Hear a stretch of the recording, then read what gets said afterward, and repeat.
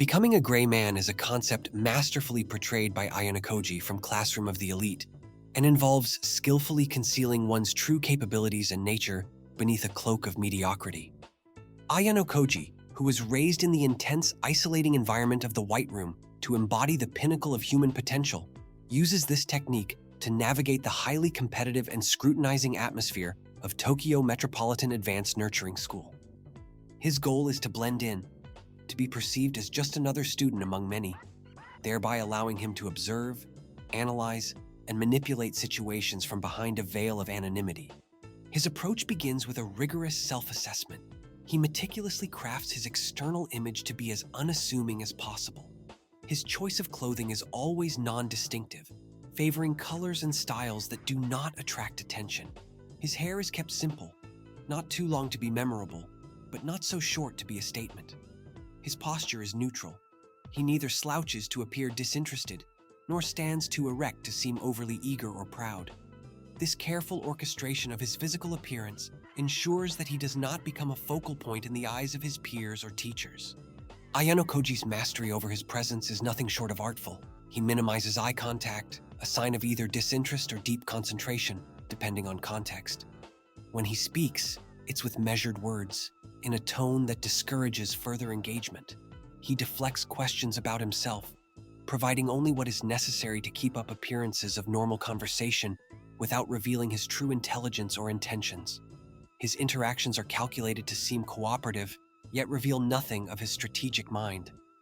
This control is evident in how he navigates social interactions, giving just enough to maintain his cover, but not enough to expose his full capabilities. Ayanokoji strategically avoids initiating conversations or involving himself in group activities unless they align with his long-term goals. He positions himself as an observer rather than a participant, staying on the edges of social circles. His participation in school events like the sports festival or special exams is always calculated. He does just enough to not raise suspicions about his capabilities, but holds back to maintain his guise as an average student. For instance, during the sports festival, he showcases only the bare minimum of his physical abilities, revealing more only when it's strategically advantageous to do so. Imagine him in the school cafeteria, where he's silently observing the social dynamics unfold. If a popular student drops something valuable, like an expensive pen or a phone, Ayanokoji would not intervene unless it served a strategic purpose. He would continue his meal, blending into the background, letting others handle the situation while he gathers insights about human nature, alliances, and potential future manipulations without being part of the drama. His emotional control is perhaps his most potent tool. Ayanokoji's face is a canvas of neutrality, his expressions calculated to reveal nothing of his inner thoughts or plans. His smiles, when they appear, are polite but devoid of warmth, a perfect demonstration of the gray man's ability to wear social masks. This emotional camouflage ensures that others cannot read him, making it impossible for them to predict his actions or understand his true depth. His adeptness at being a gray man not only helps him evade the spotlight, but also allows him to gain strategic advantages. He manipulates outcomes in exams, elections, and interpersonal relationships while maintaining the illusion of an ordinary student. His anonymity is his shield and his sword, used to navigate the school's challenges with minimal resistance and maximum control. The art of being a gray man extends beyond mere physical concealment. It's a profound psychological strategy that requires deep self-awareness and emotional intelligence. Ayanokoji demonstrates that true invisibility is not about disappearing, but about existing in a way that does not trigger psychological threat responses in others. By presenting himself as non-threatening and fundamentally unremarkable, he creates a psychological buffer that allows him to observe and manipulate without detection. While Ayanokoji possesses extraordinary intellectual capabilities, his true genius lies in his ability to consistently suppress and camouflage his intelligence. In classroom settings, he deliberately provides average responses, not so poor as to attract negative attention, but certainly not exceptional enough to mark him as a potential prodigy.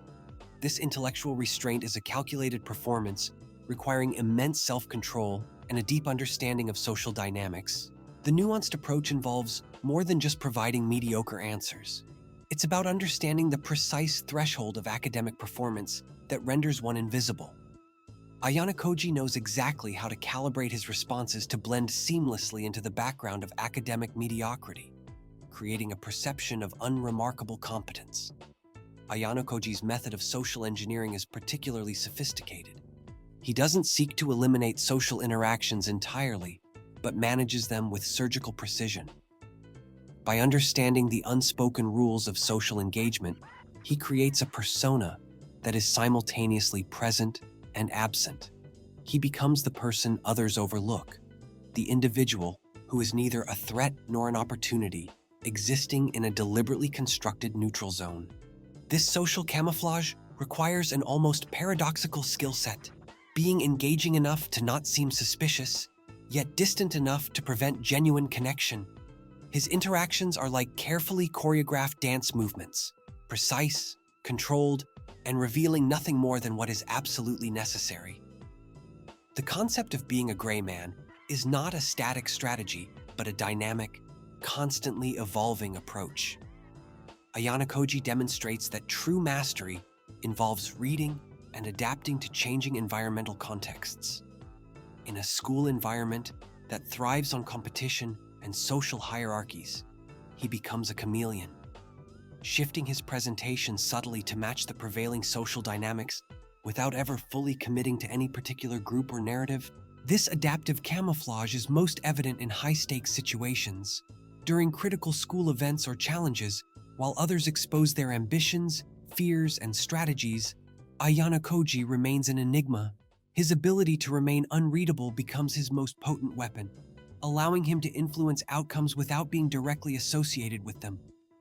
It's crucial to understand that the gray man's strategy is not about complete social withdrawal or developing a manipulative personality.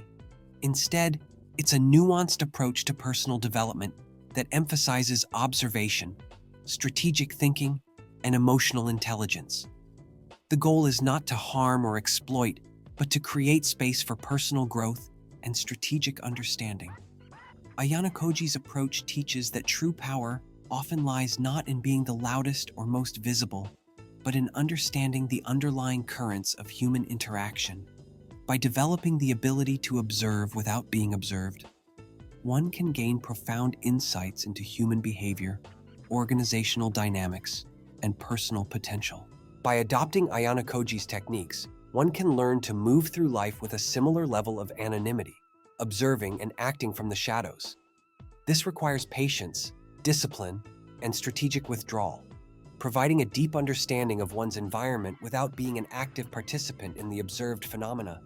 Remember, the aim is not to be a hero or to stand out, but to harness the freedom and power that invisibility offers in navigating complex social landscapes.